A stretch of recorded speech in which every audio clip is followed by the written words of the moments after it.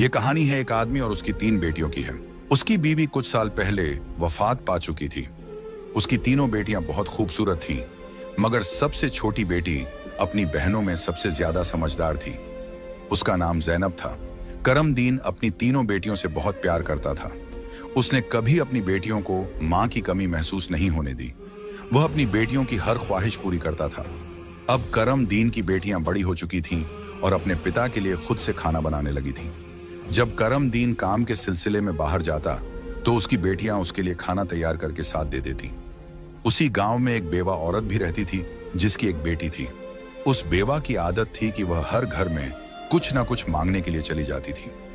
जब करमदीन की बेटियां अपने पिता के लिए खाना बनाती तो वह औरत अक्सर उसी समय उनके घर आग मांगने के लिए आ जाती। लेकिन करमदीन की सबसे छोटी बेटी ज़ैनब को वह बेवा औरत बिल्कुल भी अच्छी नहीं लगती थी। जब भी वह औरत उनके घर आती, ज़ैनब अपनी बहनों से कहती, यह औरत हमारे घर क्यों आती है? यह औरत बिल्कुल भी अच्छी नहीं है। बड़ी दोनों बहनें ज़ैनब को समझाती, देखो, यह बेवा औरत है और गरीब है। अगर हमारे घर से आग ले जाती है तो इसमें तुम्हारा क्या नुकसान है? ज़ैनब अपनी बहनों की बातें सुनकर चुप हो जाती, लेकिन वह कहती, देख लेना, यह औरत एक ना एक दिन हम सबके लिए मुसीबत खड़ी करेगी। यह सिलसिला यूं ही चलता रहा। वह औरत रोज उनके घर से आग लेने आती और मौका पाकर करमदीन के खाने में राख मिला देती। करमदीन ने जब अपने खाने में खराबी महसूस की तो उसने सोचा कि उसकी छोटी छोटी बेटियां खाना बनाती हैं, इसलिए उनसे कोई गलती हो जाती होगी। वह अपनी बेटियों से बहुत प्यार करता था और यह बात समझ नहीं पा रहा था कि उसकी बेटियां उसका खाना क्यों खराब कर रही हैं। फिर एक दिन करमदीन ने सोचा, आज मैं अपनी बेटियों पर नजर रखूंगा। आखिर मेरी बेटियां अचानक से मेरे खाने में क्या मिलाने लगी हैं? जब करमदीन की बेटियां खाना बनाने लगीं, तो वह छुपकर उन्हें देखने लगा। उसकी बड़ी बेटी साफ पानी से चावल धो रही थी, छोटी बेटी सालन बना रही थी और सबसे छोटी बेटी ज़ैनब बर्तन साफ कर रही थी, जिन बर्तनों में खाना डाला जाना था। कुछ ही देर में खाना पककर तैयार हो गया। खाने में कोई खराबी नहीं थी।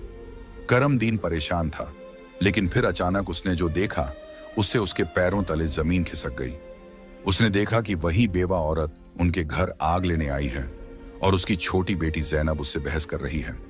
वहीं उसकी दूसरी बहनें ज़ैनब को समझा रही थीं, कोई बात नहीं ज़ैनब, ये बेवा औरत है, इसे आग लेने दो, बड़ी बहन ने कहा। लेकिन उस बेवा औरत ने आग लेने के बहाने नजरें बचाकर करमदीन के खाने में राख मिला दी और सारा खाना खराब कर दिया। यह देखकर करमदीन को बहुत गुस्सा आया। दूसरे दिन करमदीन ने उस बेवा औरत को अपने घर बुलाया और गुस्से में पूछा, तुम्हारी हिम्मत कैसे हुई मेरा खाना खराब करने की? वह औरत बड़ी नाटकीय अंदाज में करमदीन के पास आई और उसके सीने पर हाथ फेरते हुए कहने लगी, अरे, मैं तो यह देख रही थी कि तुम सच में अपनी बेटियों से प्यार करते हो या नहीं।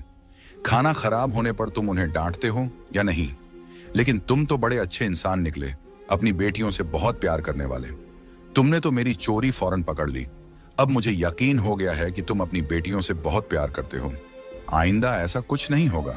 करमदीन उसकी बातों और उसके नाटक पर यकीन करने लगा, क्योंकि वह बेवा औरत खूबसूरत थी। करमदीन उसके व्यवहार से प्रभावित होकर कुछ भी कहने की बजाय उसे अपनी पत्नी बनाने का फैसला कर बैठा। कुछ ही दिनों में उसने अपनी बेटियों की इजाजत के बिना उस बेवा औरत से शादी कर ली और उसे अपने घर ले आया। शादी के कुछ ही दिनों बाद वह बेवा औरत करमदीन की तीनों बेटियों से सख्त नफरत करने लगी। वह चाहती थी कि किसी भी तरह करमदीन की बेटियां इस घर से निकल जाएं। उसने उन्हें घर से निकालने के लिए तरह तरह के मंसूबे बनाने शुरू कर दिए। वह सोचती थी कि अगर बेटियां घर से चली जाएंगी तो वह और उसकी अपनी बेटी आराम से ऐश की जिंदगी जी सकेंगी। साथ ही करमदीन का पूरा ध्यान सिर्फ उसी और उसकी बेटी पर रहेगा। वह जानती थी कि करमदीन अपनी बेटियों से बहुत मोहब्बत करता है और उन्हें जरा भी दुखी नहीं देख सकता। उसकी अपनी बेटी हमेशा कीमती कपड़े पहनकर घूमती रहती थी, जिससे वह मॉडर्न लगती थी। लेकिन सौतेली मां ने करमदीन की तीनों बेटियों को घर का सारा काम करने पर मजबूर कर दिया। वह उन्हें ठीक से पेट भर खाना भी नहीं देती थी और धीरे धीरे उनकी दूसरी जरूरतें भी कम कर दी। तीनों बहनें हर समय दुखी रहने लगी। एक दिन 2 बड़ी बहनें रो रही थीं, तो ज़ैनब अपनी बड़ी बहनों के पास आई और कहने लगी, प्यारी बहनों, आओ हम तीनों कहीं बाहर चलें